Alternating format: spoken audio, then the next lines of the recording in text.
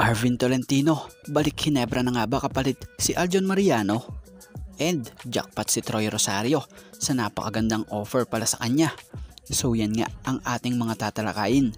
Pero syempre bago ang lahat shoutout muna sa mga solid nating ka-teammate na sila Dante Victor, Juan Solige, Affectionate Alligator, Fia Pastor, and Scout Ranger.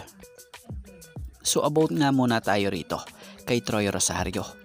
Batay nga sa latest report dito, alam nyo bang may napakadinde palang offer ang Blackwater para kay Troy Rosario. At ito ngay ang 5 years offer. Tinde na to, biro mo 5 years. So batay sa source na malapit rito kay Troy, ang dami ng araw lumalapit kay Troy at waiting lang na mag free agent siya. Sa ngayon, ang first option pa rin is Blackwater kasi magandang araw yung offer na 5 years. Secured siya ng 5 taon. So nilinaw din ng kampo ng bossing yan batay sa nabasa nating report na malaking araw yung alok nila kay Troy.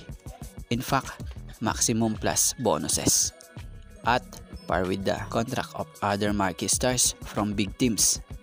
Pero ngayon, ang plano ng kampo ni Troy ay hintayin ang offer din ng mga teams. Marami pang araw pwedeng mangyari, lalo na at mukhang kakaunting araw ang big man na papasok sa draft. So alam nyo bang isa ang team rin ng Converge na gustong makakuha sa serbisyo nitong si Troy Rosario? So ninanais rin nila na makuha ang ganitong players dahil magandang araw itong isama sa mga young big men ng Converge. So di na tayo nagtataka o magtataka kung bakit daming interesado kay Troy Rosario. Bukod sa malapit na nga siyang maging unrestricted free agent, talagang mahusay naman talaga ang player na ito eh. Biruin mo, in 48 season na ng PBA Philippine Cup, he averaged 17.36 points per game, 7 rebounds per game, and 2.55 assists per game. At malipat naman tayo sa sumunod nating topic. May nabasa nga tayong post ni PBA Trades Updates na kung saan ayon rito, Aljon Mariano ititrade na ng Ginebra. Ang dahilan nito ay injury prone. Gusto ng Ginebra na kumuha ng mas bata at healthy na player. Si Mariano ay malamang i-trade sa Terra Firma o Northport kung saan magkakaroon siya ng playing time. Ang possible ipalit kay Mariano ay si Stephen Holt o si Arvin Tolentino. Meron ding chance na sa Phoenix mapunta itong si Mariano.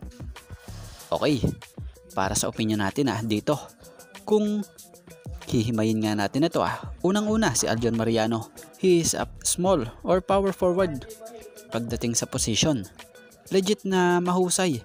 Sa 7 beses niya nga na experience na kampyonato dito sa Jeans, lahat dito laking bagay na naiambag niya sa mga kampyonatong to.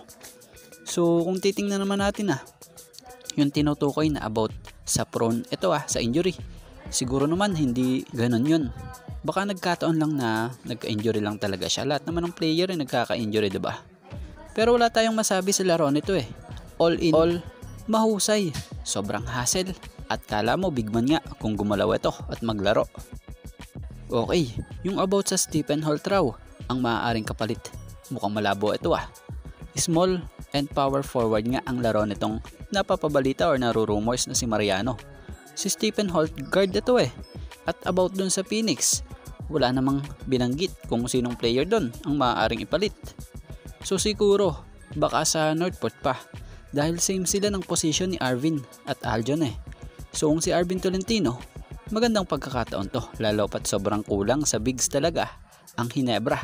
At ramdam yan nitong Philippine Cup na kung sa ay butas ang pang-ilalim nila pag nga nilabas maalin kay Japet or si Stand.